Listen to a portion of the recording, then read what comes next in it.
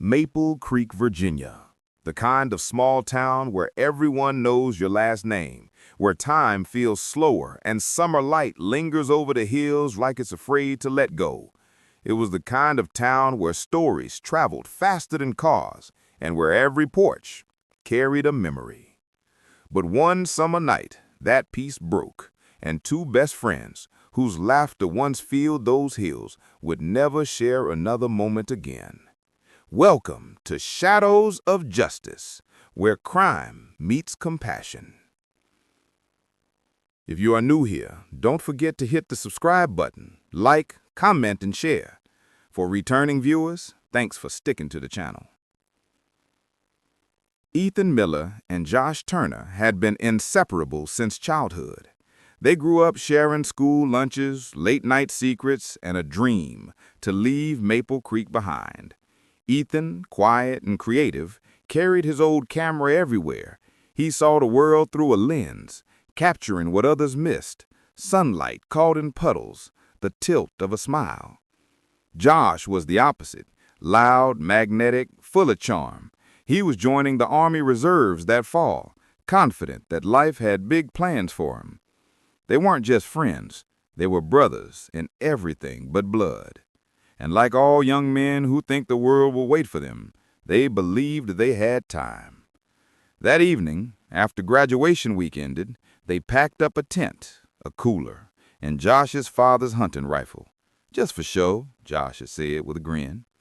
They drove to the old quarry lake, their secret spot to celebrate what they thought was the beginning of everything. The stars that night were sharp and endless. The boys roasted marshmallows, made jokes about the future, and filmed it all. Ethan behind the lens, Josh still in the spotlight. If someone had pressed pause at that moment, you'd have sworn this was a story about two dreamers on the edge of a beautiful life. But it wasn't. Just past midnight, the laughter faded into the rhythm of crickets. Ethan adjusted his camera one last time. Josh lifted the rifle, pretending to aim toward the trees. "Look fierce," Ethan teased. Josh laughed, cocked his head, and turned toward the camera for the joke. 1 second. One careless second. The camera recorded everything. The flash, the sound, the silence that followed. Josh froze. His grin vanished. The rifle clattered to the ground as Ethan stumbled back, the camera falling beside him. The echo of that gunshot rolled across the water and never left Josh's mind. Deputies arrived just before dawn. They found Josh kneeling on the rocky shore, Ethan's head in his lap, whispering his name over and over. No one saw the footage that night but the officers who reviewed it. The headline the next day read, "Tragic Accident at Quarry Claims Local Teen." But Maple Creek had its own way of telling stories. Within days, rumors replaced facts. Some said the boys were drunk. Others whispered Josh had done it on purpose, out of jealousy or rage. By the time Josh stood in court, the town had already decided. He was charged with involuntary manslaughter and sentenced to 4 years in a youth correctional facility. He served quietly, never defended himself, never spoke of the video again.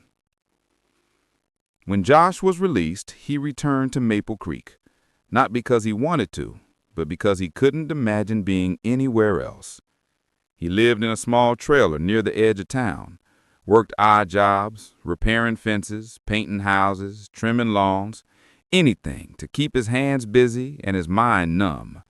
Every night, he'd hear the same sound, that single gunshot echoing in his head like a punishment that never faded. Each summer, he'd return to the quarry. He'd bring flowers, always the same kind Ethan's mom used to plant by their mailbox, and leave them by the water's edge. Then he'd whisper the same 3 words, "I'm sorry, brother." But apologies can't bring back the dead. And in Maple Creek, forgiveness doesn't come easily.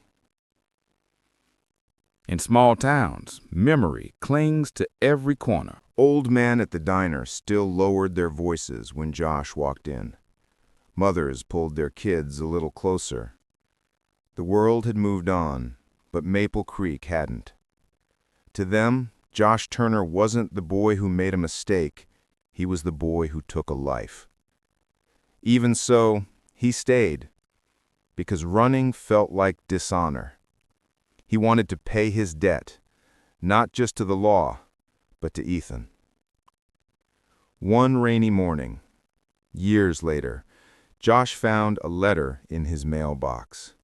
No return address, no name, just 3 words. It's time. He didn't know what it meant, but he felt it in his bones. Something had shifted. That evening, Josh drove to the cemetery, gravel crunching under his tires. The sun was setting in ribbons of orange and red, the same colors that painted the sky that night at the quarry. And there, standing by Ethan's grave, was Mr. Miller, older now, weathered by grief, but calm in a way that unnerved Josh. For a long moment, neither spoke. Only the wind moved through the grass. Finally, Mr. Miller said softly, "He used to talk about you. Said you were more like a brother than a friend." Josh's throat tightened. "I'd give anything to take it back," he whispered. Mr. Miller looked at him, not with hate, but with exhaustion. "You can't, but you can live like he still believes in you." It wasn't forgiveness, not yet, but it was something. A bridge forming where only silence had stood. The following months changed Josh in quiet ways. He began volunteering at the local youth center, teaching firearm safety, the same thing he once took for granted. He showed the kids pictures of Ethan, told them their story, not to scare them, but to make them understand. A weapon doesn't just take lives. It takes futures, friendships, laughter, and whole pieces of who you are. Word spread through Maple Creek. Some people came to listen, some stayed away. But over time, the whispers changed. People began to see not the boy who made a mistake, but the man who refused to hide from it. For the first time in years, Josh felt something close to peace. Not absolution, but purpose. 10 years after that summer night, Josh returned to the quarry. The air was cool and still, the same pine tree standing guard around the lake. He carried a small wooden box. Inside, Ethan's camera, returned by the police long ago. He'd never watched the full video. Some pain, he believed, was meant to stay buried. He knelt by the water's edge and pressed play one last time. The screen flickered. 2 boys laughing, teasing each other, dreaming of the future. Then static. Then silence. Josh smiled through tears. "You made me better, even after I broke everything." He buried the camera by the lake, not as a grave, but as a memory sealed in the earth. As he stood up, the wind rippled across the water, carrying the faintest echo of laughter, the kind only 2 best friends would recognize. In towns like Maple Creek, stories fade but never disappear. They linger in the spaces between church bells and dinner prayers, whispered from one generation to the next. Josh Turner still lives there, a quiet man, working the same roads he once walked with Ethan. He never remarried, never left, but he found meaning in every young person who listened, every parent who thanked him for speaking up. Redemption, he learned, isn't about forgetting. It's about remembering differently, about carrying the weight and choosing to build with it, not crumble under it.